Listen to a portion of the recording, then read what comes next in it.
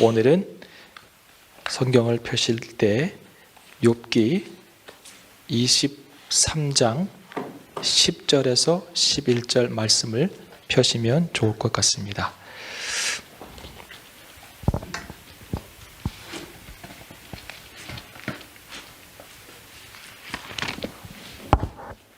(23장 10절입니다)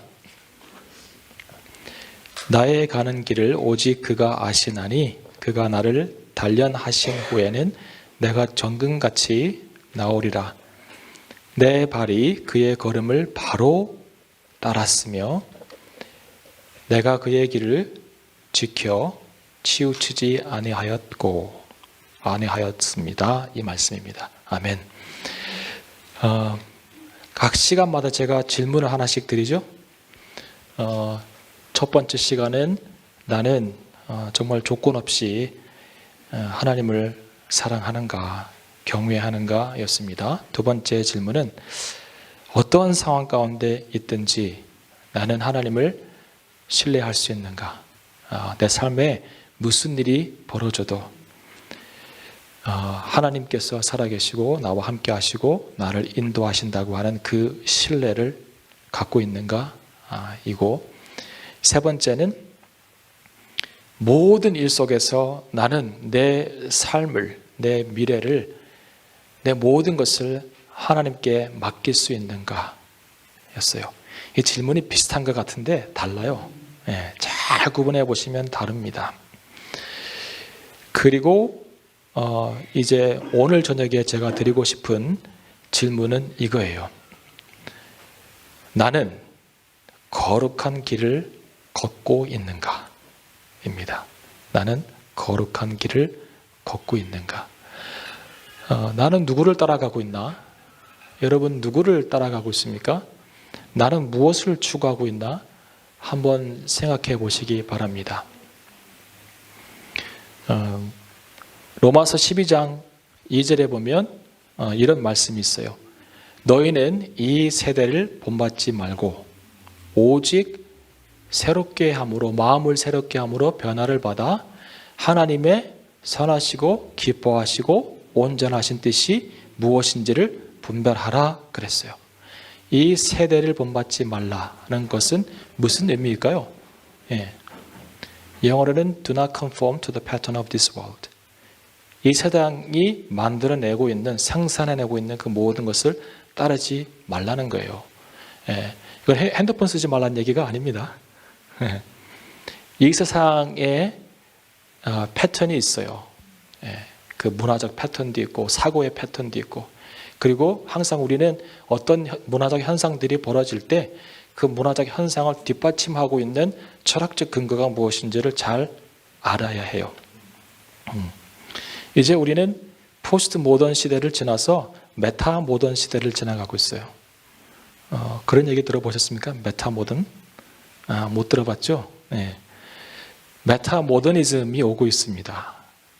그 메타 모더니즘은 또 옆으로 세면 안 되는데 그 포스트 모던 시대는 뭐라 할까요? 허무하고 상대적이고 모든 게 상대적이에요. 그리고 모든 것을 의심하고 모든 것을 파괴해요. 디컨스트럭션. 이게 네 가지가 포스트 모던 시대의 특징이에요. 제가 알기로는. 그러니까 여기 소망이 있습니까? relativism, skepticism, deconstruction. 말만 들어도 기분 좀 그렇잖아요. 그렇죠? 우울해 이게.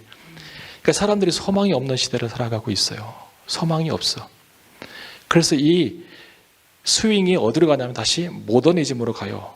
스윙 back to modernism. 모더니즘으로 가는데, 그럼 모더니즘에는 뭐가 옛날에 좋은 거 있었습니까? 굉장히 강압적이고 획일적이고 그랬다고요. 규칙을 안 따르면 사회에서 그것을 규정된 사회적 규범과 문화적 규범을 안 따르면 이상하게 취급하고 하는 그런 획일화된 사회, 통일성을 강조하는 사회, 그래서 자유가 없는 사회가 모더니즘이었잖아요. 그래서 이 스윙이 계속 왔다 갔다 하는 거예요. 이쪽으로 왔다가 이쪽으로 왔다가 이쪽으로 왔다가. 이 메타모더니즘이라고 하는 것은 모더니즘과 포스트 모던 사이를 계속해서 영어로는 오실레이션이라고 하는데 왔다 갔다 하는 거. 예. 그래서 어느 한 날 자기가 원하는 대로 출구를 찾아가는 거. 이게 메타모더니즘의 내가 좋은데 이 중간 사이에 어느 한 지점을 찾아서 내가 착륙하고 길을 찾아가는 게 메타모더니즘의 기본적인 사고예요. 이제 문화는 그렇게 갑니다. 예. 이 사이에서 자기가 기준 삼아서 나아가는 거예요. 이제 그게 요즘의 문화고 그것이 문화를 뒷받침하고 있는 근거들입니다. 항상 기준이 그 근거가 있어요. 내가 왜 이런 행동을 하고 이런 삶을 살아가는지에 대해서는 분명한 이유가 있어야 돼요. 막 따라가면 돼요? 안 돼요? 안 돼요. 제가 군대에 있을 때 사단 군종이었어요. 사단 군종. 굉장히 좀 괜찮은 위치예요. 처음에는 수송부에 가가지고 차 고치는 일을 했어요. 근데 차 고치는 일이 뭐 별거 아니에요. 6.25 전쟁 끝나고 미군들이 버리고 간 큰 트럭들을 아직도 갖고 있더라고요. 대단해요. 진짜. 전쟁이 끝났으면 50년대 그때인데 제가 군대 갔을 때가 90년 초인데 그때까지 아직 전쟁에서 남겨놓은 그 차들이 트럭들이 있었어요. 왜 그러냐 봤더니 1년에 2번 장비 주시 검열이라고 검열을 하는데 차를 완전히 다 뜯었다가 다시 붙여. 진짜 그래요. 수송부에서는. 그래서 각 파트마다 다 뜯어가지고 그리스를 칠하고 막 해가지고 다시 다 붙여. 예. 그러니까 이 차들이 계속 가는 거예요. 계속 가는 거예요. 거기다가 맨날 기도해서 하나님 나는 군대에서도 하나님을 섬기고 싶은데 왜 이렇게 차 고치고 뭐 운전하고 이런 데만 하십니까? 강원도 인제에서 강원도 양구에서 이제 군대 생활을 했는데 아니 나는 강원도에서 태어났는데 왜 또 강원도를 보내요? 그것도 아주 산골짜기로 그래가지고 거기서 뭐 수송을 해야 되니까 트럭에다 잔뜩 싣고 또 뭐 오지, 양구, 인천, 철원 이쪽으로 배달하고 막 그런 일을 했었어요. 근데 기도했어요. 하나님 나 교회로 보내주세요. 근데 갑자기 교회로 와서 오래요. 예. 그래서 사단의 종이 됐어요. 사단의 군종. 사단의 군종이 됐어요. 근데 얼마 후에 보니까 내 친구가 신학교 동기가 연대, 사단 밑에 있는 연대의 군종으로 왔어요. 걔가 맨날 난 놀리는 거야. 사단의 종이라고. 사단의 군종이 사단의 종이라고 놀려요. 그래서 제가 걔를 마귀 새끼라 불렀어요. 사단 밑에 있으니까. 하여튼 뭐 그런 일이 있었는데 사단 군종이 하는 일 중에 굉장히 중요한 일이 1년에 2번 있는데 한 13,000명 되는 그 사병들이 있어요. 장교도 있고. 그런데 그 사람들의 종교를 현황을 파악을 해야 돼요. 13,000명이 무슨 종교를 믿는지를 파악을 해야 돼요. 이게 쉽지 않죠? 그래서 뭐 공문을 보내가지고 연대 대대로 보내가지고 그거 다시 또 이렇게 통계가 올라오면 그걸 다 취합해가지고 그것을 다 보고를 또 군단에다 해야 돼요. 군단은 또 사령부에다 해야 돼요. 근데 왜 그것을 하냐면 신자 통계에 따라서 그 다음 해에 군종 장교 배치하는 인원이 달라져요. 기독교 신자가 늘어나면 그 다음 해에 군종 목사가 더 많이 임관을 해요. 예. 그래서 이 통계는 굉장히 중요합니다. 예. 그래서 통계를 하는데 또 막 뻥튀기 할 수 없잖아요. 정확하게 해야 되는데 경쟁이 막 벌어져요. 예. 그래서 종교 행사로 막 그 각 종교가 사람들 데려가려고 이때가 되면 막 뭘 준다고요. 초코파이도 주고 막 이래요. 근데 이제 항상 기독교 인구가 많죠. 근데 저희 사단의 그 법사님이 그 군종 불교 하시는 그 불교 그분이 굉장히 열심히 있는 사람이 왔어요. 정말. 그분이 동무슨 대학교 알죠? 서울에 동무슨 대학교에 불교 학과를 졸업했는데 이분이 기독교 안티 크리스천 그 클럽의 회장도 하고 그런 분이에요. 그러니까 기독교를 굉장히 잘 막 파악하려고 노력하는 분이고 맨날 우리가 뭐 하는지 이렇게 와서 보고 가고 그래요. 그래서 우리가 하는 걸 하나씩 흉내내 막. 그러면서 우리가 초코파이 주니까 똑같이 주면 안 되니까 꽈배기를 주기 시작하더라고요. 꽈배기. 와, 이거 꽈배기 먹을 때 애들이 막 가는 거 글로 막. 예. 좀 이따 보니까 또 그 우리가 성가대 하니까 또 자기는 불가대를 만들었어. 불가대. 예. 그래서 막 불가를 하고 막. 어느 날 오더니 교회 오더니 뭐 정구정 잘 있어. 뭐 계급이 이제 대비니까 제가 또 존댓말을 해야 돼요. 충성도 해야 돼. 기분 나쁘지만. 근데 와서 보더니 뭐 하나 쑥 해서 가져가더라고요, 이렇게. 나중에 알고 봤더니 그게 뭐냐면 우리 교회 주보였어요. 주보를 훔쳐가더라고. 그래서 뭐 하려고 주보를 가져가나 했더니 2주 뒤에 제가 가봤더니 아니 그걸 만들었어. 순서지를. 예배 순서지를 만들었어요. 그래서 뭐 불가대도 있고 뭐가 있는데 내가 빵 터진 게 하나 있어요. 뭔지 아세요? 거기다가 주일 법회라고 써놨어. 주일 법회. 우리 주일 예배잖아요. 걔네는 일요 법회가 돼야 되는데 주일을 써놨어. 그래서 그래 주일 법회 열심히 해라 내가. 잘 따라해야 돼요. 잘 따라해야 돼요. 네. 뭐 유행하는 거 따라하면 안 돼요. 우리 신학교 다닐 때 조용기 목사님이 그렇게 유명했잖아요. 그래서 막 애들이 막 몇십몇 개 아닙니까? 막 맨날 만나면 귀천이 안녕. 그 톤을 막 따라했어요. 조용기 목사님이. 네. 다 뭐 하는지 몰라 지금. 네.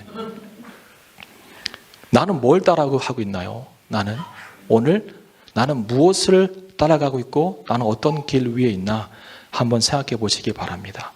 그냥 길을 가면 안 돼요. 예. 자, 이제 본문으로 들어가기 전에 퀴즈를 하나 드릴게요. 퀴즈. 이 퀴즈를 한번 생각해 보세요.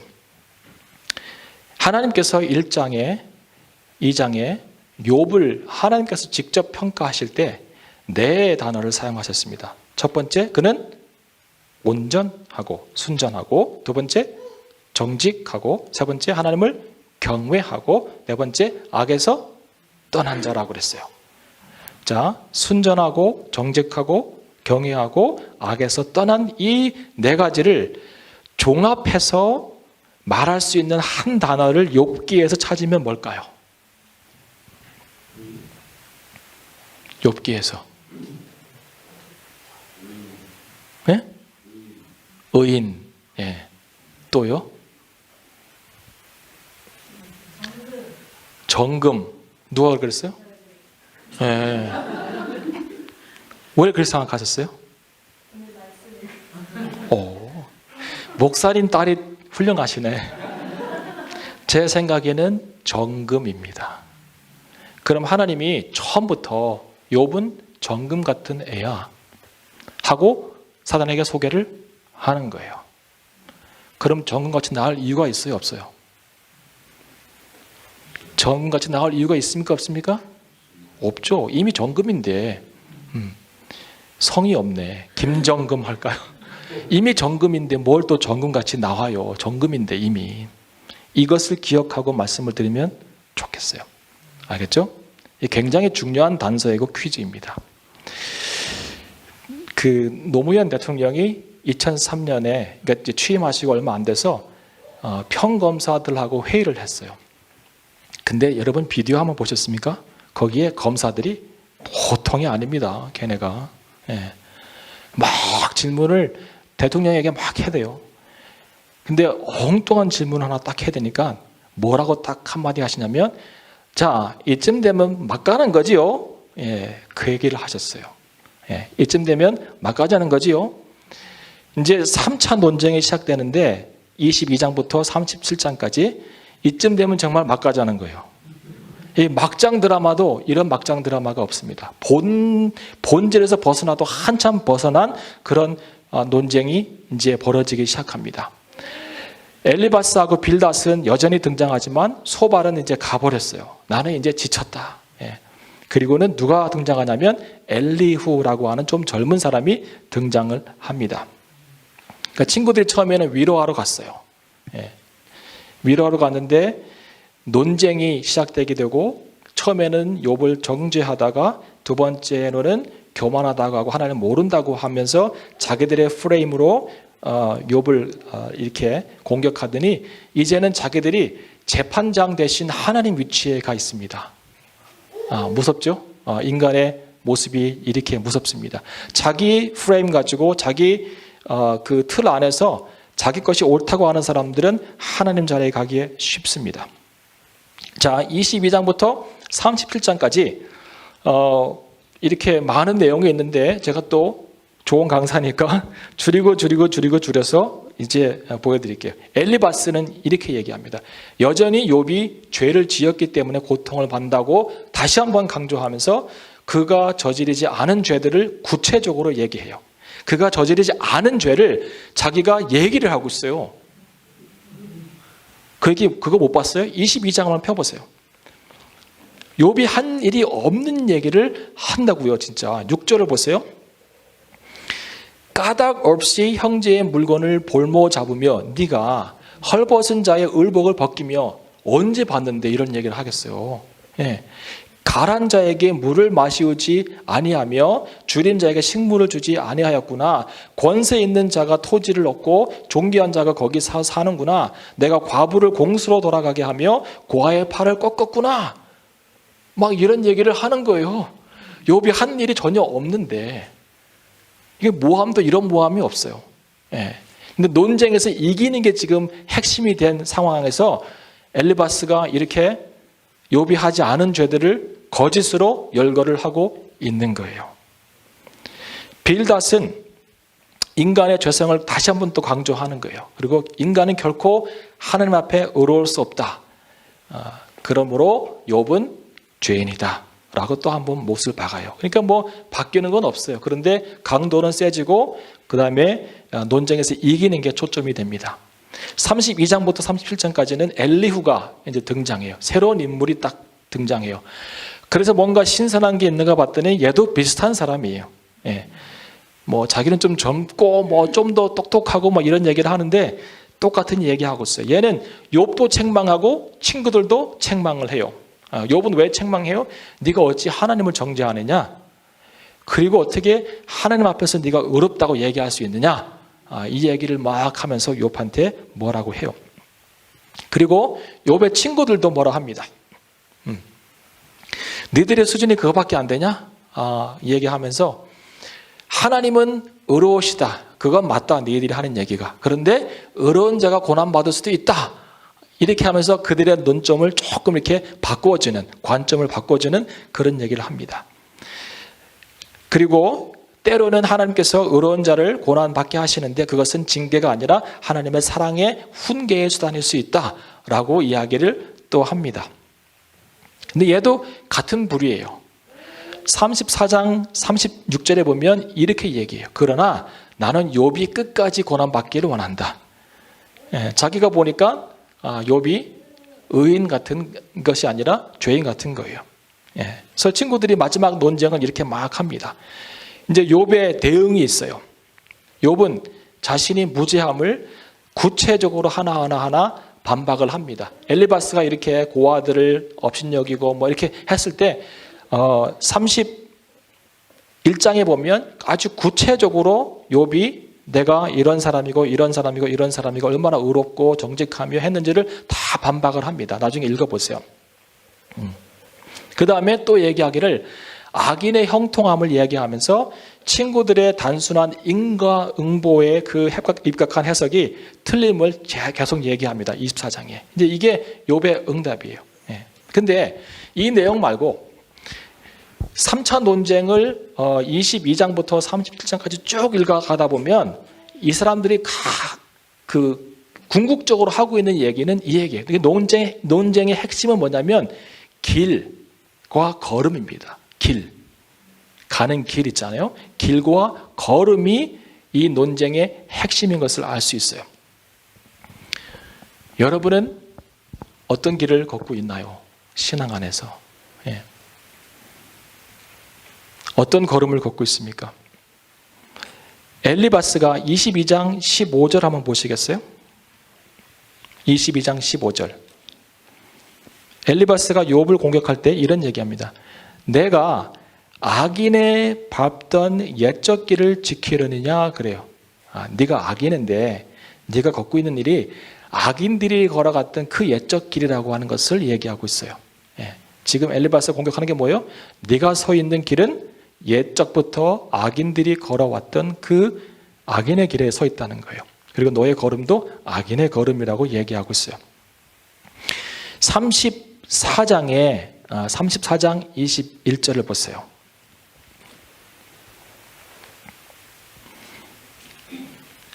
34장 21절에 엘리후가 이런 얘기를 합니다.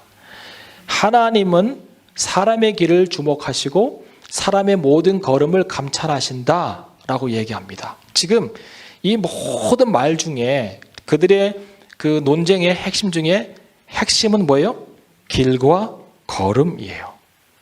네가 어떤 길을 걷고 있느냐, 어떤 걸음을 하고 있느냐. 네가 서 있는 길이 옛적 길이고 악인의 길이고, 그리고 내가 보니까 너의 걸음은 악인의 걸음이다 라고 친구들이 막 이렇게 욥을 공격하고 있습니다. 거기에 대한 대답으로 나온 구절이 오늘 구절이에요. 네가 악인의 길에 서 있고 악인의 걸음으로 걸어가고 있어. 그래서 징계를 받은 거였더니 아니라는 거예요.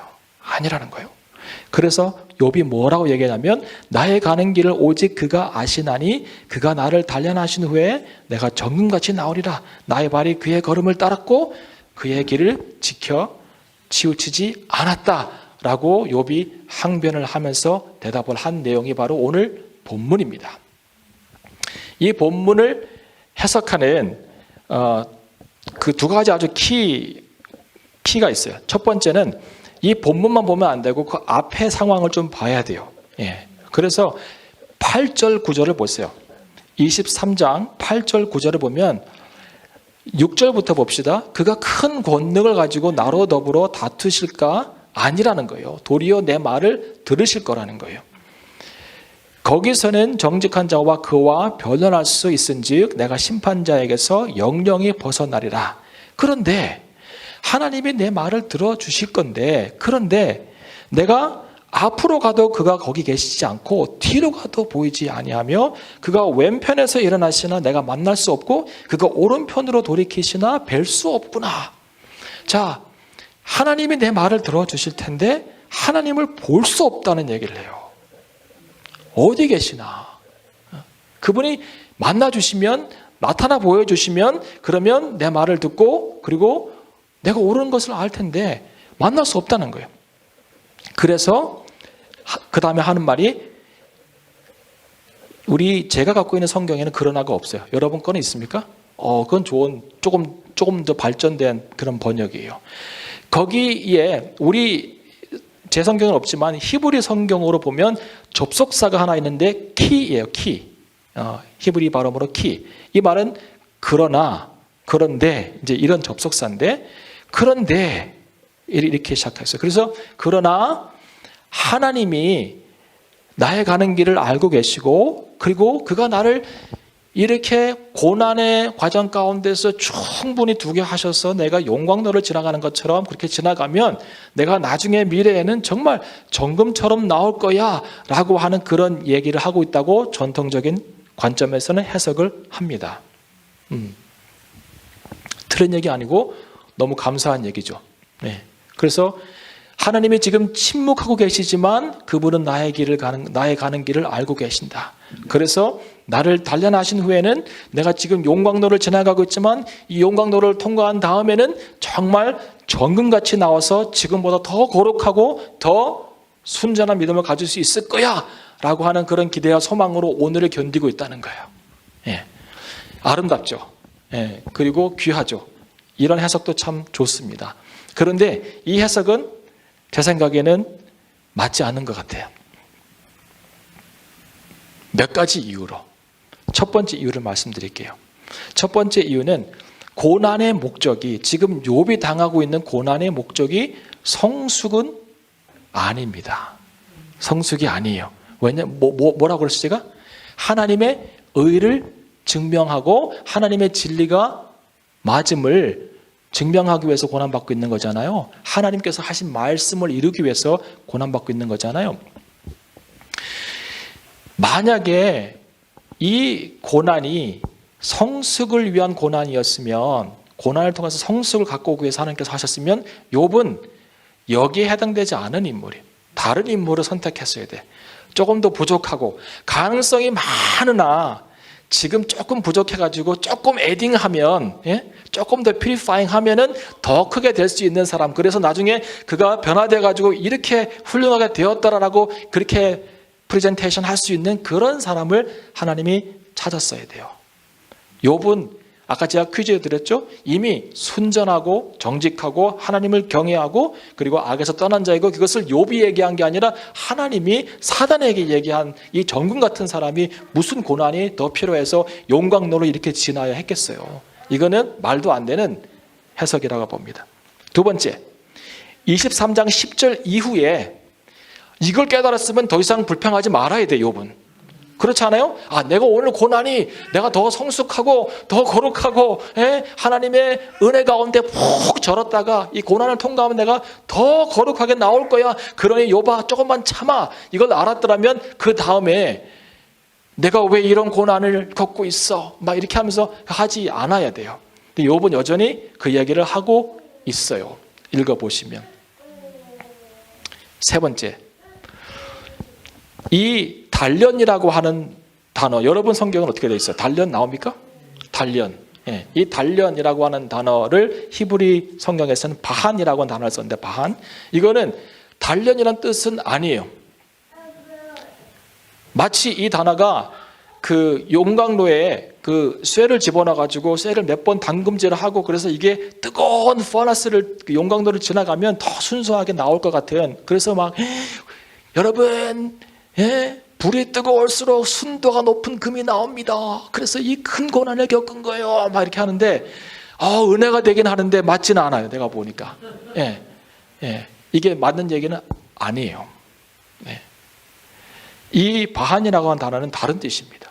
용광로하고는 전혀 상관이 없어요. 제가 그래서 너무 궁금해가지고 이런저런 서적들을 찾아봤어요. 그런데 대부분 이 전통적인 방법 안에서 이게 용광로이고 하나님의 퓨리피케이션을 하는 그런 프로세스고, 그래서 여기서 나오면 더 거룩해지고 더 정금같이 온전한 신앙으로 설 거라고 하는 그 얘기를 하면서, 성도의 고난 가운데 하나님께서 주시는 축복은 고난은 독하지만 그러나 인내하면 정금같이 나오고 플러스 알파로 하나님께 주시는 여러 가지 복들도 받을 수 있다고 하는 얘기를 하는 것을 많이 봤습니다. 그런데 아닌 것 같아요. 다행히도 우리가 갖고 있는 이 개역 개정판 정도는 이렇게 성경을 번역했지만 히브리 성경에서 다른 공동 번역이라든지 새 번역들은 제가 하고 싶은 얘기를 그대로 담고 있더라고요. 제가 읽어볼게요. 새 번역입니다. 새 번역이 이렇게 얘기하고 있어요. 잘 들어보세요. 여러분과 한번 비교해 보세요. 하나님은 내가 발 한 번 옮기는 것을 다 알고 계실 터이니, 내가 어떤 걸음들을 걸어왔는지 알고 계실 터이니, 나를 시험해 보시면 내게 흠이 없다고 하는 사실을 알 수 있으련만,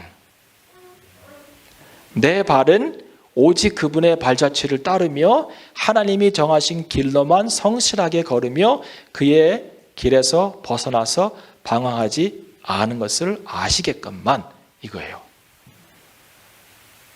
정확한 번역이라고 저는 생각이 듭니다. 정확한 번역.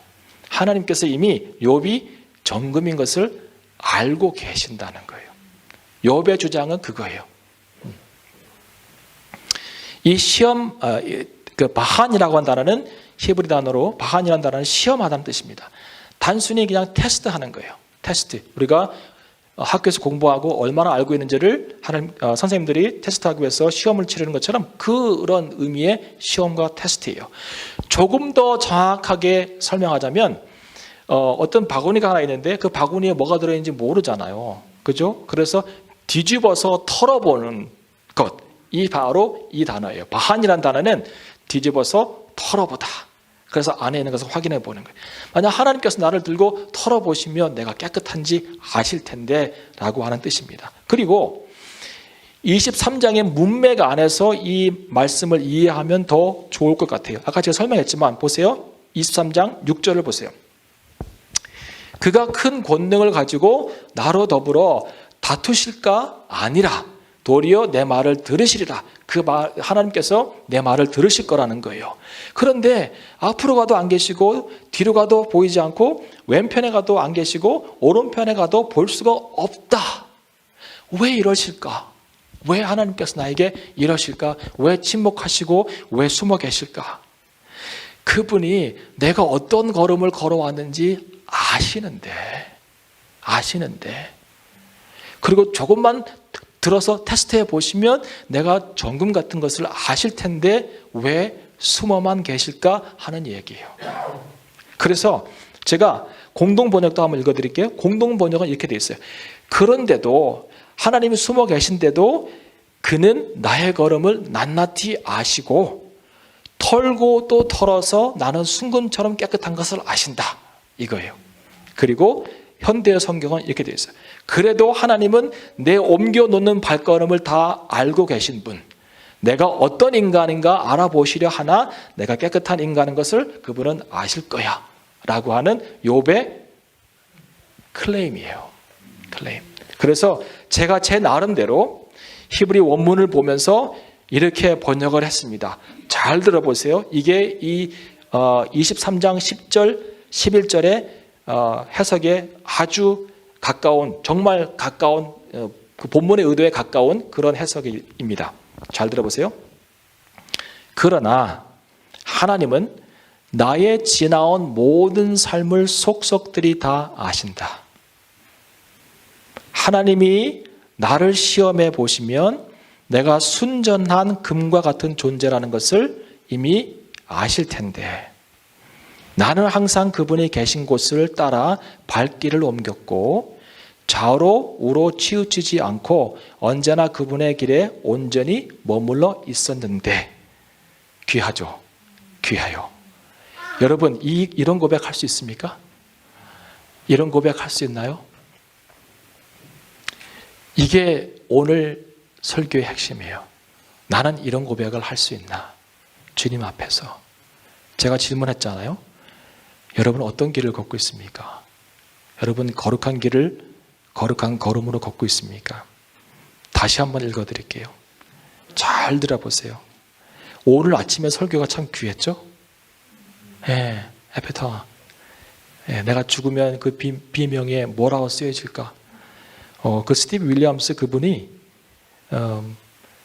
제가 처음에 와서 목회했을 때 여기서 한 8마일 떨어져 있는 곳에 키츠그린이라고 하는 교회의 담임 목사님이셨어요. 제가 거기서 선교사로 조인해서 부목사가 되고 선교목사가 되고 부목사가 되고 이렇게 하면서 8년을 했고 그리고 제가 담임 목사가 될 때쯤 하나님이 저를 또 빼가지고 차신턴으로 보내셨어요. 차신턴이 기도를 하고 있었던 거야. 예. 예, 그래서 거기서 담임 목사 됐으면 얼마나 좋았겠어요. 그때 한참 부흥해가지고 교회도 많이 성장해가지고 너무 좋을 때였어요. 그래서 채신통에서 가난한 교회가 또 나를 땡겨간 거야. 막 이렇게. 예, 그래서 거기 가서 또 울고불고 기도하고 막 하면서 또 열심히 말씀을 가르쳤죠. 그런데 또 이 교회가 나를 땡겨갔어요. 이 교회에서 제가 또 왔어요. 근데 제가 그 교회에 있을 때 그분이 담임 목사였고 제가 부목사였는데 이 교회에 제가 온 것을 알고 또 같이 계셨고 그리고 제 부목사가 되어주셨어요. 제가 담임 목회를 하니까 그분이 부목사가 됐어. 이런 일이 있을 수 있나요? 한국에는 있을 수 없어요. 근데 여기는 가능해. 내가 그분을 존경하고 근데 그분 설교 들었잖아요. 복잡한 거 없어요. 나처럼 이렇게 막 많은 것을 얘기 안 해. 그냥 단순하게 서가지고 자기 안에서 그 영적인 욕구를 그대로 말씀으로 쏟아내는 거예요. 눈물이 그렁그렁 하면서 항상 그분은 정직해. 말씀 앞에. 예. 그래서 그분은 저의 영적인 아버지이시고 영적인 멘토이고 근데 지금은 저한테 컨설팅을 받아요. 어떻게 하면 좋을지. 오늘도 회의를 소집했어요. 너의 의견을 듣고 싶다는 거예요. 이 교회 안에서 일어나고 있는 일에 대해서. 영국 분들이 참 겸손하죠. 근데 그분 설교가 오늘 핵심이 뭐예요?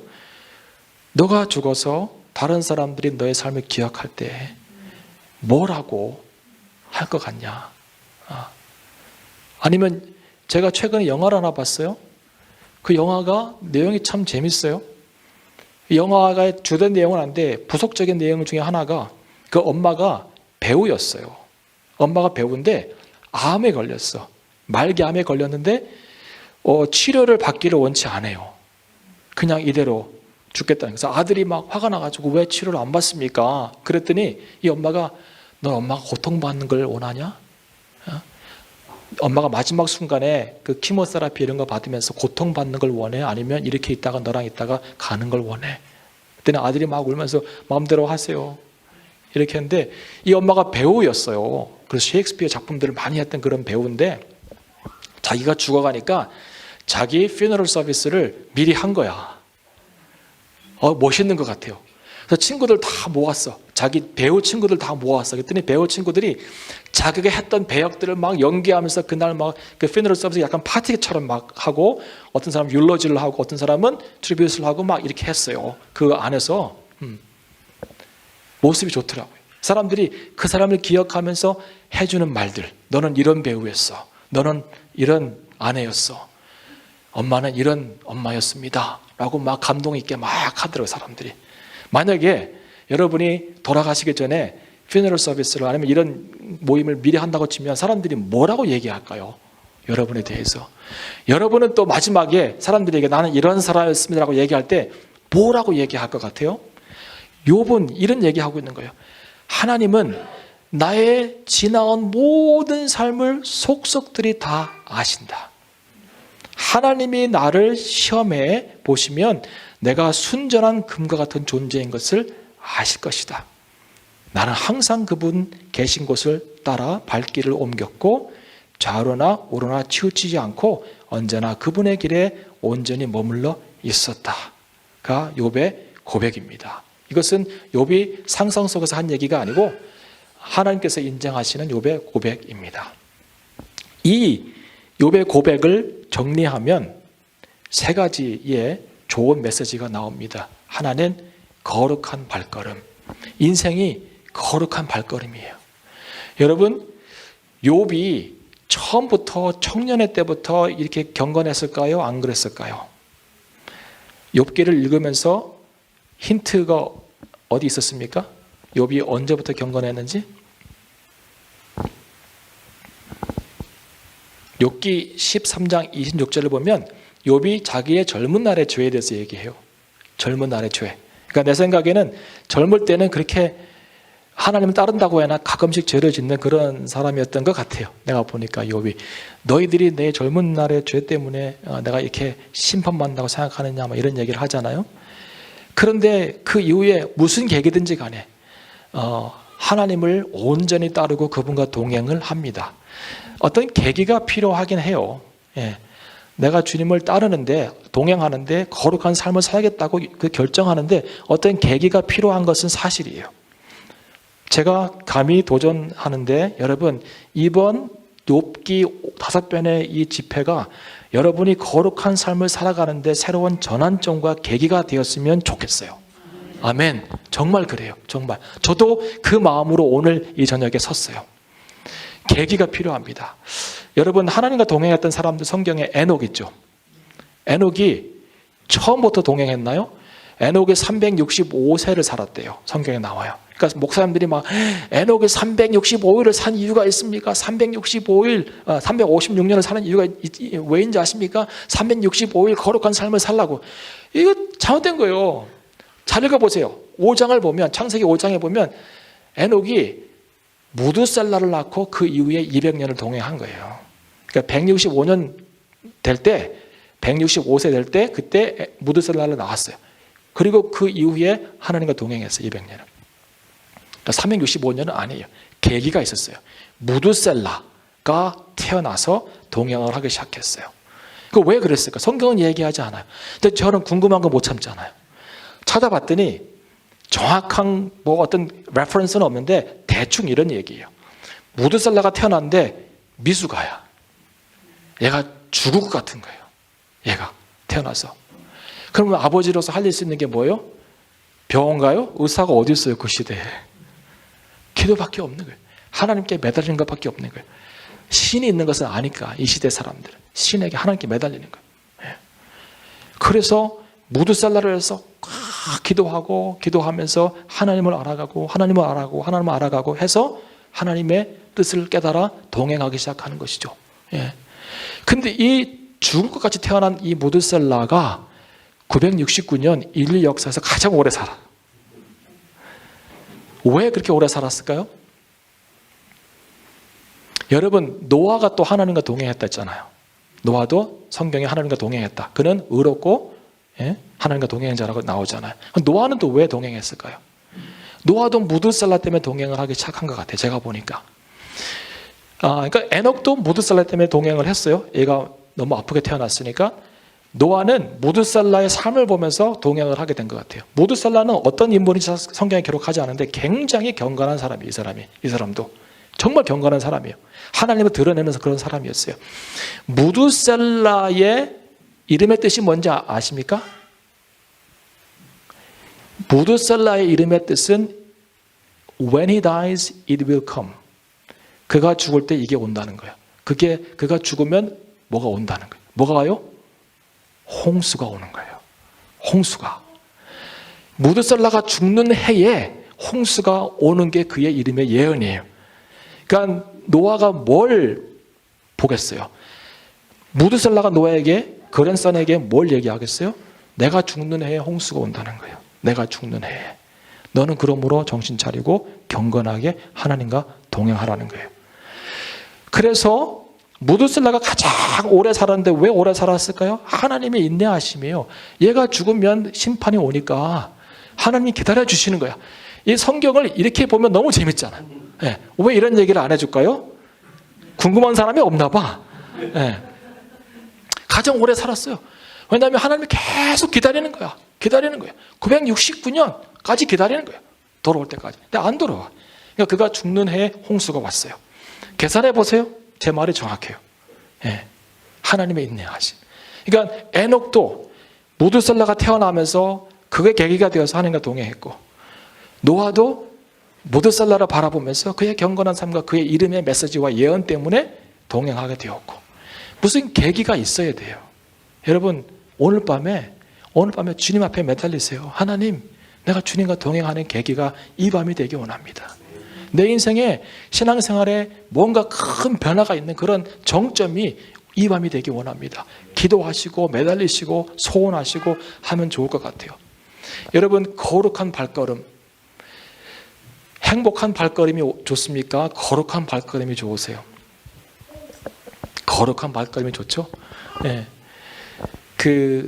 로원 윌리엄이라고 하는 캔터버리 대주교 지금 있는 사람 말고 앞전에 있는 그분이 신앙생활의 근본적인 목적은 우리 인간의 행복이 아니라 하나님의 거룩을 닮아가는 것이다 그랬어요. 멋있는 분이죠. 예.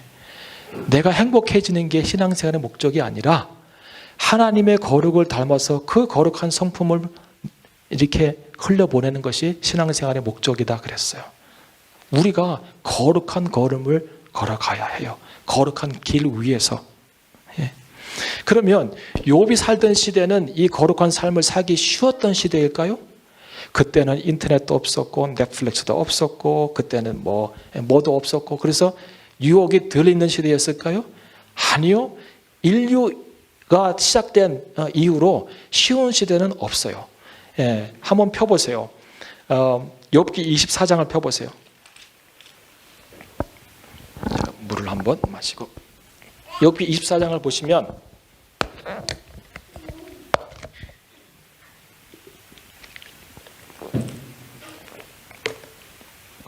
여기에 이런 얘기가 나와요. 2절을 보세요. 어떤 사람은 지게표를 옮기며, 지게표가 뭐예요? 땅의 경계예요. 땅의 경계를 왜 옮겨요? 뺏는 거예요. 힘 있는 놈이 와가지고 그냥 지 마음대로 선을 긋는 거야. 오늘부터 여기 내 거. 그럼 여러분 뭐 하시겠어요? 이씨. 그러면 힘 있는 내가 어떻게 해요? 너 죽어. 이렇게 하는 거예요. 이 무법시대에, 무법시대, 정의가 없는 시대. 누가 죽었어요. 그럼 누가 판단해줘요? 안 판단해줘요? 판단 안 해줘요. 그런 시스템이 없어 이때는. 지게표를 옮긴다는 말이 그 말이에요. 양떼를 빼앗아 기르며, 내가 가다가 양이 많은 사람 만났어. 그거 다 내 거 할게. 그러면 어떻게 돼요? Oh brother, you can have everything. 이렇게 할까요? 또 싸우죠. 그럼 또 힘있는 놈이 죽이는 거예요. 그 양을 뺏는 거야. 고아의 나귀를 몰아가고 엄마 아빠가 없는 그 고아의 나귀를 뺏어가는 이 약한 놈들이 살던 시대가 이때예요. 과부의 소를 볼모 잡으며 빈궁한 자를 길에서 몰아내고 세상에 가난한 자가 다 스스로 숨어버렸어요. 그들은 거친 땅에 들나귀 같아서 나가서 일하며 먹을 것을 부지런히 구하니 광야가 그 자식을 위하여 그에게 식물을 내는구나. 밭에서 남의 곡식을 베며 내가 기르지 않은 곡식을 그냥 베가는 거예요. 악인의 남겨둔 포도를 따며 의복이 없어 벗은 몸으로 밤을 지새며 추위에 덮을 것이 없으며 뭐 계속 갈 수 있어요. 계속 갈 수 있어요. 더 할까요? 할 필요 없어요. 이 정도면 욥이 살던 시대도 경건하게 거룩하게 발걸음 옮기기에는 쉽지 않은 시대였다. 그러면 하나님과 동행했던 에녹 시대는 어땠을까요? 에녹 시대는 뭐 이거보다 더 위에니까 그때는 뭐 또 별거 없었겠지 이렇게 생각할 수 있나요? 유다서를 펴보세요. 유다서는 성경 맨 뒤쪽에 있습니다. 요한계시록 앞에 있어요. 혹시 유다서가 어디 있는지 모르시는 분들은 회개를 많이 하셔야 돼요. 유다서 한 장밖에 없으니까 14절을 보세요. 아담의 7세 손 에녹이 사람들에게 대하여도 이 에녹이 그 에녹이에요. 동행했던 에녹. 예언하여 이르되 보라 주께서 그 수만의 거룩한 자와 함께 임하셨나니 이는 무사람을 심판하사 모든 경건치 않은 자의 경건치 않게 행한 모든 경건치 않은 일과 또 경건치 않은 죄인의 주께 거슬리 한 모든 강팍한 말을 인하여 저희를 정죄하려 함이라. 이 사람들은 원망하는 자며 불만을 토하는 자며 그 정욕대로 행하는 자라 그 입으로 자랑하는 말을 내며 이를 위하여 아첨하느니라. 이게 에녹 시대의 사람들의 삶의 모습이었어요. 인간은 바뀐 적이 없어요. 그리고 그 바뀐 적이 없는 인간이 사는 사회는 항상 어려웠어요. 그 솔로몬이 우리 인간 세상을 네 가지로 정의해요. 하나 첫 번째는 뭐냐면 허무하다는 거예요. 허무하다는 거예요. 살아봐도 허무하고 허무한 게 뭐예요? 잡은 것 같으나 잡히지 않은 것이 허무해요. 뭔가 잡은 것 같으나. 그 다음에 모순이 많다는 거예요. 악인들이 잘 되고 의인들이 고난받는 불의가 팽배한 것이 이 세상이에요. 그리고 항상 불확실해요. 그리고 유혹이 많아요. 이것이 우리가 살고 있는 시대예요. 욥의 시대도 그렇고 에녹도 그렇고 지금 우리가 살아가고 있는 이 시대도 이런 시대예요. 이런 시대를 우리가 살아가고 있습니다. 그러니까 욥 때나 우리 때나 에녹 때나 어느 시대인지 간에 우리 성도들의 삶은 한마디로 이거 같아요. 흰 운동화를 신고 진흙탕을 걸어가는 것 같은 거예요. 여러분 저는 그 어렸을 때 얘기해드렸잖아요. 이번 내가 왜 내 얘기를 이렇게 많이 하는지는 모르겠어요. 한 번도 채신턴 했을 때 내가 설교하면서 내 얘기한 적이 없어요. 그죠? 거의 없어요. 여러분 저를 잘 몰랐어요. 저는 베일에 갇혀 있는 사람이었어요. 그런데 지금 오늘 이번에 왜 이렇게 내 얘기를 하는지 모르겠어요.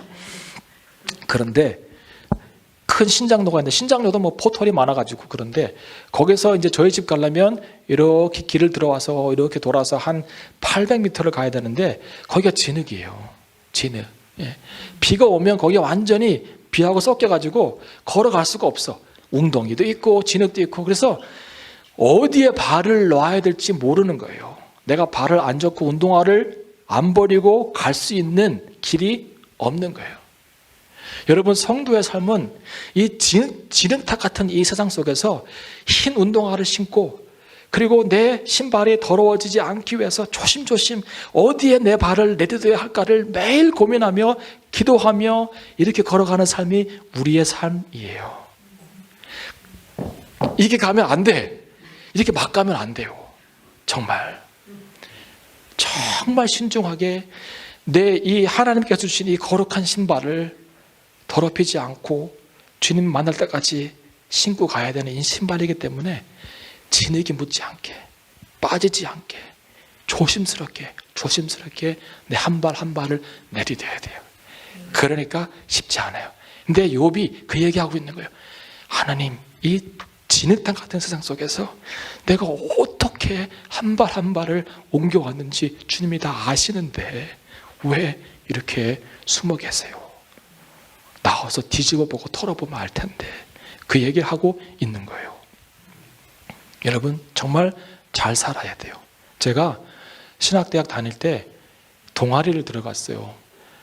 근데 신학대학교 이제 딱 입학해가지고 신입생 환영회를 하는데 동아리들이 막 나와서 소개를 하잖아요. 여러분 우리 동아리 오시면 뭐가 좋고 하는데 아주 허접하게 자기를 소개하는 동아리가 하나 있었어요.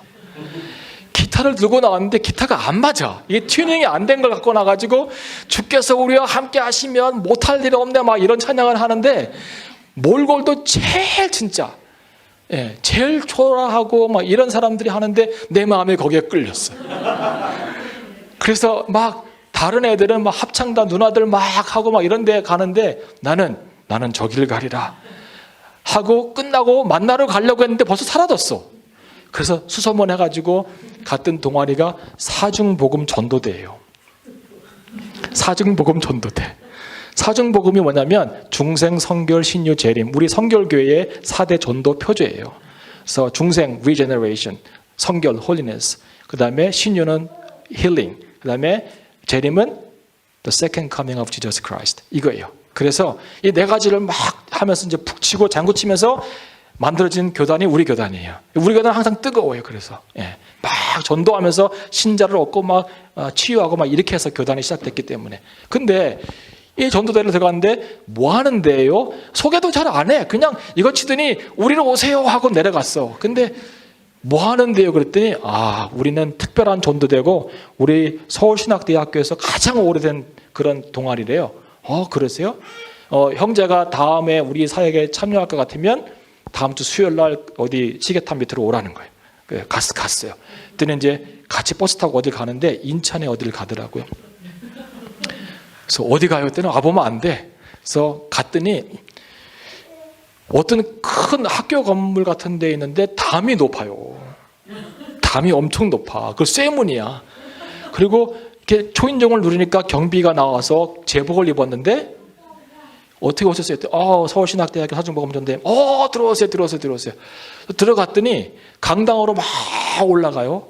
그래서 강당에 이렇게 있는데 좀 있다 보니까 여자분들이 막 나오시더라고요. 거기 문에서 강당 쪽으로 한 50분, 60분이 나오시는데 다 똑같은 옷 입었어요. 근데 봤더니 거기가 부녀보호소였어요.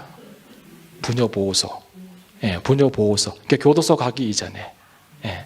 그러니까 이제 윤락시설에서 계시다가 붙잡혀온 분들이죠. 놀랐어요. 처음에. 왜 이런 데를 나를 데려왔나? 근데 너무 놀라운 것은 형들이 막 찬양을 하는데 다 찬양을 열심히 하는 거예요. 그분들이 찬양도 하고 그 다음에 이렇게 찬양하고 그 다음에 이제 설교 끝나고 그 다음에 설교에 대한 적용으로 소그룹을 하는데 또 뚫으리 앉아가지고 하고 저도 또 한 팀을 인도하려고 그날 설교 드린 거 가지고 그래서 뭐 대도 않은 얘기를 막 하고 누님들 이렇게 하면서 막 설명하고 어떻게 정말 끝는지 모르겠어요.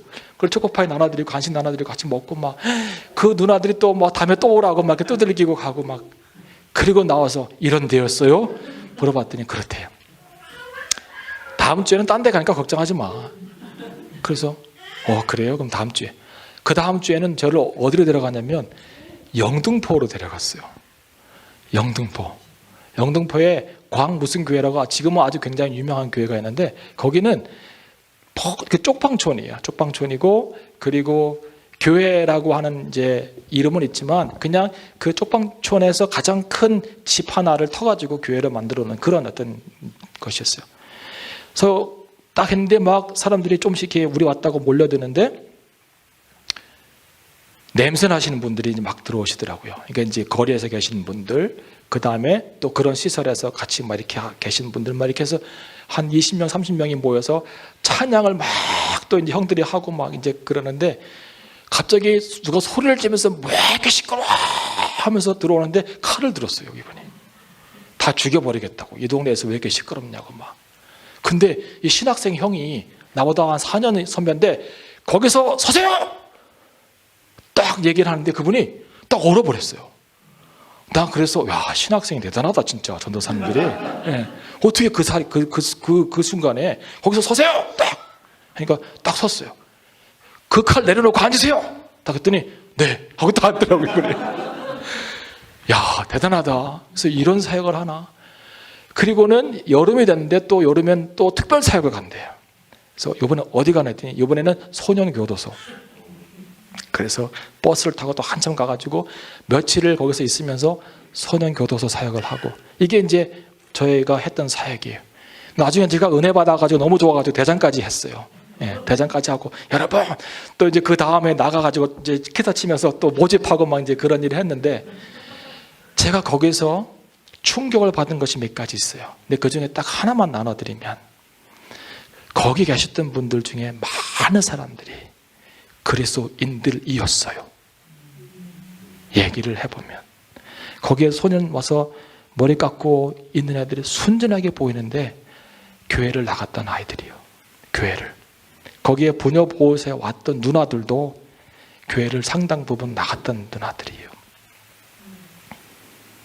그리고 거기에 광야교회에서 오신 분들도 상당 부분 교회를 나갔던 분들이 있었어요.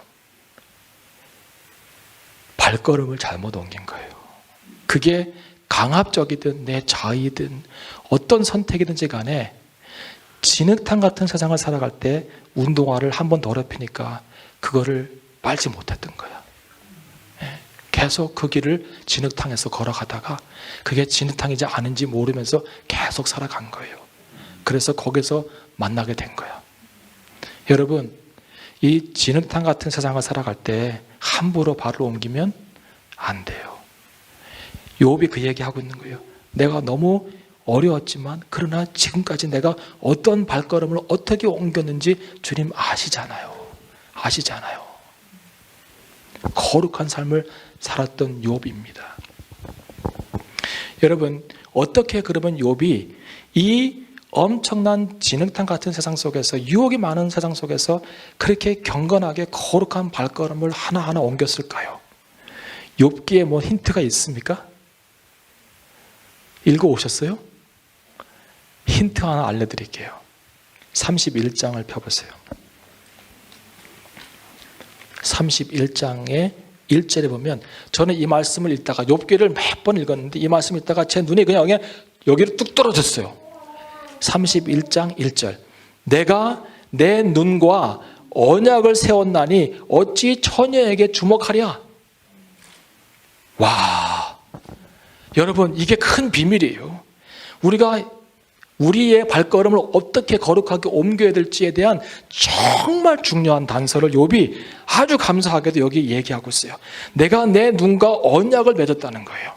제가 얼마 전에 설명해 드렸죠. 언약이 어떤 건지.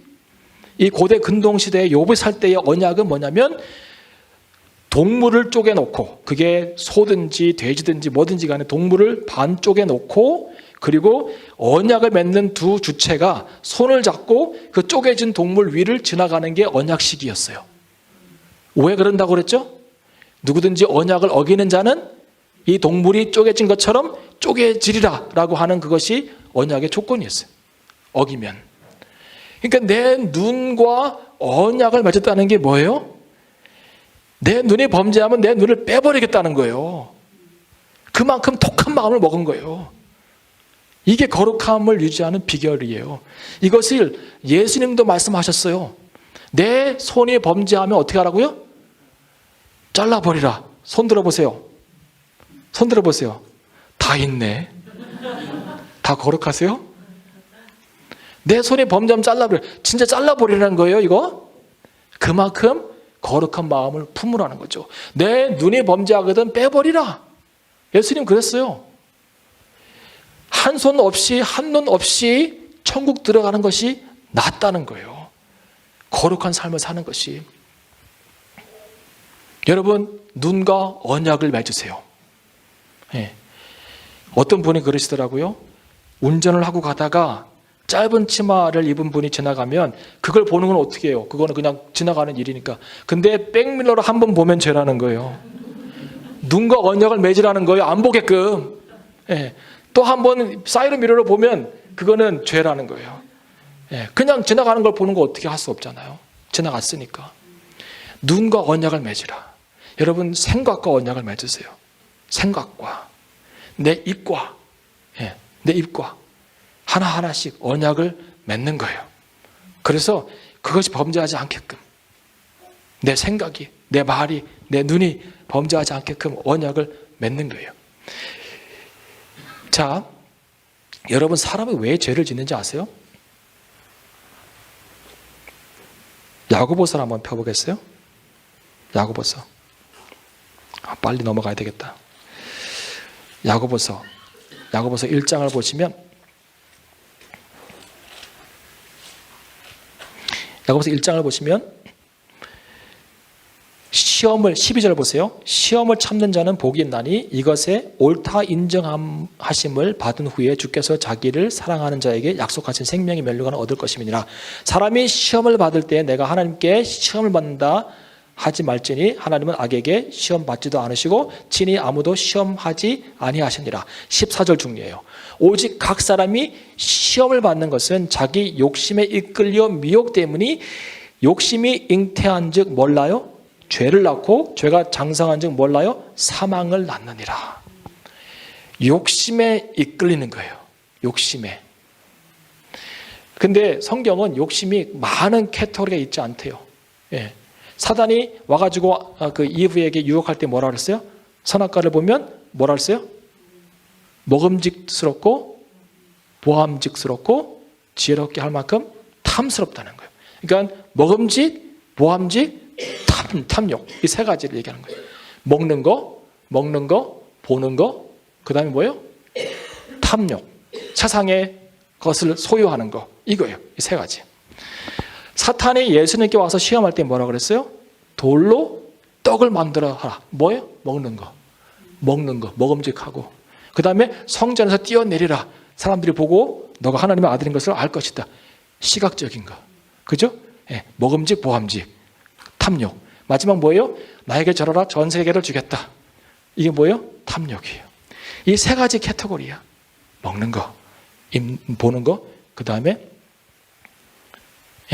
소유하고 탐욕하는 거. 요한 1서에서 뭐라 그래요?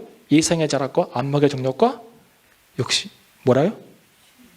육신의 정욕과 안목의 정욕과 이생의 자랑. 그랬잖아요. 안목의 정욕, 육신의 정욕, 먹는 거. 내 육체를 위해서 채우는 거. 안목의 정욕, 눈을 통해서 오는 거. 그 다음에 뭐예요? 이생의 자랑, 많은 것. 그러니까 한마디로 많은 것, 화려한 거, 크고 놀라운 거, 이런 것에 대해서 욕심을 부리는 것이 우리가 갖고 있는 욕심의 대부분의 내용들이에요.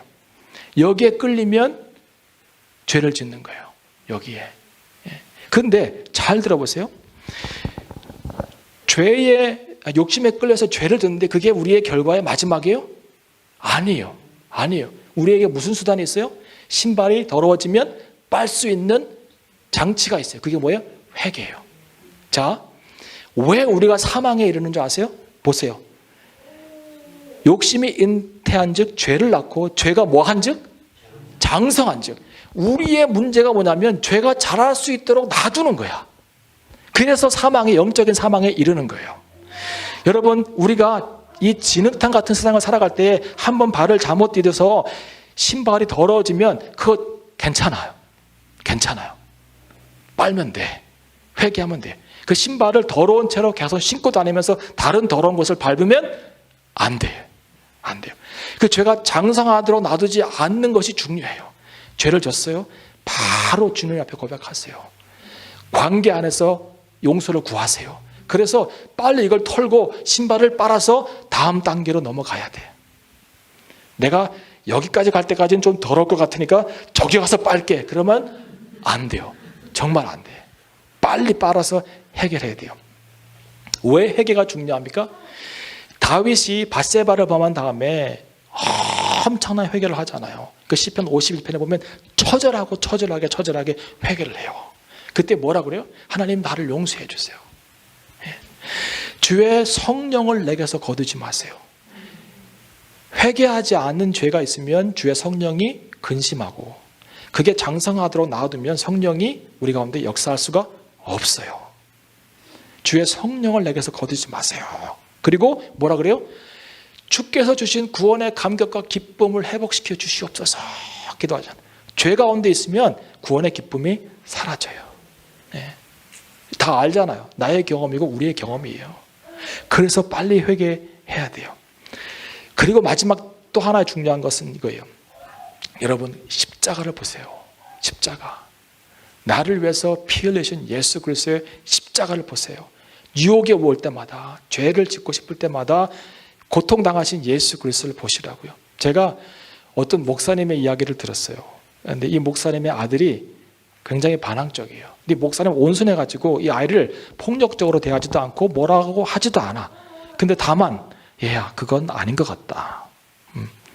아빠가 너 때문에 목회가 어려워서도 아니고 다른 것도 아닌데 너의 삶 속에서 이건 아닌 것 같다. 얘기를 해줘요. 굉장히 겸손하고 온유하신 목사님인데 근데 말을 안 들어. 이 아이가 계속해서 안 좋은 짓들을 하고 다니는 거예요. 그게 소문도 나고. 근데 이 목사님이 어느 날 십자가를 묵상했어요.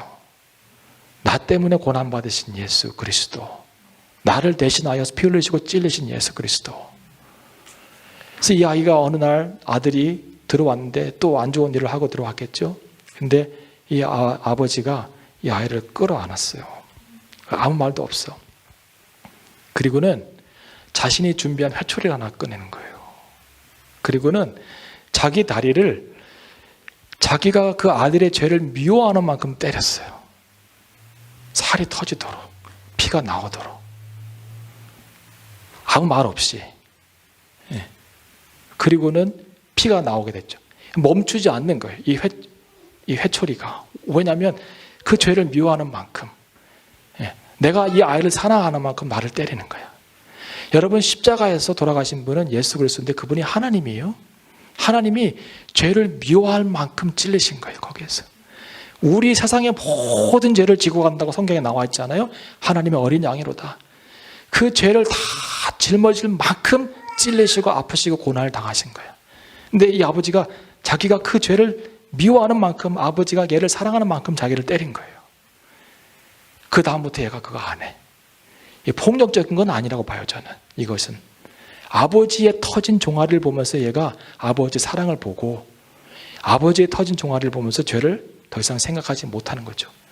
그게 이 아버지가 우리에게 해준 얘기예요. 이게 모든 사람들에게 일반화될 수 없는 이야기지만 이 아버지는 그렇게 해서 아들을 얻었어요. 그렇게 해서. 여러분, 십자가를 보세요. 우리 죄를 미워하셔서 그 미워하는 만큼 피 흘리시고 고통당하신 예수 그 십자가를 바라보면 죄질 생각이 안 들 거예요. 이 욥의 삶은 흠없는 삶이었어요. 흠없는 삶. 여러분, 온전하고 정직하고 하나님을 경외하고 악에서 떠났다고 하는 이것은 흠도 없고 점도 없는 거예요. 여러분, 흠도 없고 점도 없는 것이 뭐예요?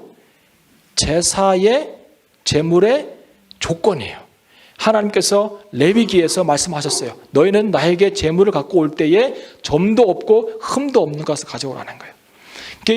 이 욥의 삶은 순전하고 악에서 떠나서 점도 없고 흠도 없고 아무것도 죄악된 것이 없는 그런 깨끗한 제사의 모습이에요. 그가 살아가는 모습은 그냥 하나님께 드리는 산 제사예요.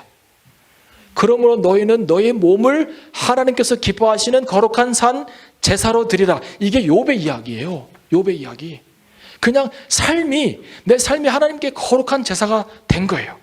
그 발걸음 하나하나가 하나님께서 아시는 발걸음 하나하나가 그냥 날마다 삶 속에서 거룩한 산 제사로 주님께 드려지는 이 삶 살고 싶지 않으세요? 저는 이것을 살고 싶은 거룩한 욕망이 다시 생겼어요. 이 말씀을 준비하고 선포하면서 이 밤에 하나님이 나를 아신다고 할 때 이 아신다라고 한 뜻은 히브리 단어는 야다라고 하는 단어예요. 야다. 이 야다는 그냥 지적으로 아는 게 아니에요. 예를 들어서 GPS가 내가 어딘지 알죠. 그건 지식적으로 그냥 아는 거예요. 아무런 관계 없어요. GPS랑 나는 관계가 없어요. 그냥 위치를 아는 거야. 근데 하나님께서 내가 어딘지 안다고 하는 이 야다라고 하는 단어는 그냥 지식적으로 GPS의 삶의 자리를 안다는 게 아니라 내가 어떤 삶을 살아왔는지 관계 안에서 아는 거예요. 관계 안에서. 이 말은 뭐예요? 동행했다는 뜻이에요. 동행. 순간순간 주님과 동행하고 이야기하고 했다는 거예요. 근데 이 동행이 지금 안 되니까 하나님께서 숨어 계셔서 힘든 거예요. 힘든 거예요. 그래서 욥이 얘기하는 게 뭐예요? 하나님, 다시 내 길을 아시는 하나님께서 나타나셔서 다시 이 길을 가기 원합니다. 이 고백을 지금 23장 10절 11절에서 욥이 하고 있는 겁니다. 제가 더 많은 이야기가 있지만 기도해야 되고 이제 정리할게요. 존 칼빈은 이 욥기의 그 주석을 쓰면서 이런 얘기를 했어요. 욥의 삶은 거룩한 발걸음이었고 흠없는 존재였고 온전한 동행을 했고 그러나 고난을 받았다는 거예요. 그런데 이런 삶을 살았던 사람은 예수 그리스도밖에 없다는 거예요. 그래서 욥은 구약에 살았지만 예수를 가장 많이 닮은 사람이라는 거예요. 네. 그래서 오늘 저도 여기 앉아 설교 드리면서 생각했어요. 내 비명에 뭐라고 쓰면 좋을까? 저는 별로 안 좋아하는 사람 중에 하나가 목사님 중에서 자기 이름을 욥으로 바꾸는 거야. 최욥 목사님. 뭐 이걸 알고나 그 이름을 바꿀까? 네. 김욥 목사님. 저는 전욥이라고 하고 싶지는 않아요. 네. 전욥입니다. 네. 제가 신학대학 처음 갔더니 선배들이 겸손하다고. 왜냐하면 제 친구가 나씨예요. 나연섭입니다. 뭐? 전귀천입니다. 얘처럼 겸손해야지. 네. 전욥이라고 하고 싶지는 않아요. 그런데 저는 사람들이 내가 알고 있는 사람 중에서 가장 예수님 닮은 사람이라고 얘기해 주면 좋겠어요. 최선희 사모님. 저보다 오래 사시면 그렇게 써주세요. 근데 제가 먼저 가야 돼요. 조금. 왜냐면 저분이 아는 게 없어가지고 세상 물정이. 제가 정리해드리고 한 2달만 더 살다가 갈게요. 네. 근데 예수님 가장 많이 닮은 사람. 우리 서창희 권사님 보니까 예수님 많이 닮으신 것 같아요. 흠도 없고 점도 없고 그런데 고난 가운데 계시고 우리 권사님들 보고 집사님들 보고 여러분 보면 거룩한 삶을 사는데 고난받고 그러나 그 속에서 믿음으로 계속해서 이 진흙탕 속에서 흰 운동화를 신고 거룩한 삶을 살려고 요한계시록 한번 마지막 읽고 마치겠습니다. 19장 펴보세요. 요한계시록 19장. 이 밤에 우리 거룩한 소망을 좀 품었으면 좋겠어요. 19장 7절 보세요. 이게 마지막 날에 있을 일인데 우리가 즐거워하고 크게 기뻐하여 그에게 영광을 돌리세. 어린 양의 혼인기약이 이르렀고 그 아내가 준비되었느니라. 그에게 허락하사 빛나고 깨끗한 세마포를 입게 하셨은즉 이 세마포는 성도들의 옳은 행실이라 하더라. 그랬어요. 성도의 옳은 행실, 믿음의 삶, 세마포. 우리 신부들에게 이 깨끗한 하얀 세마포가 주어질 거예요. 이미 여러분 입었어요.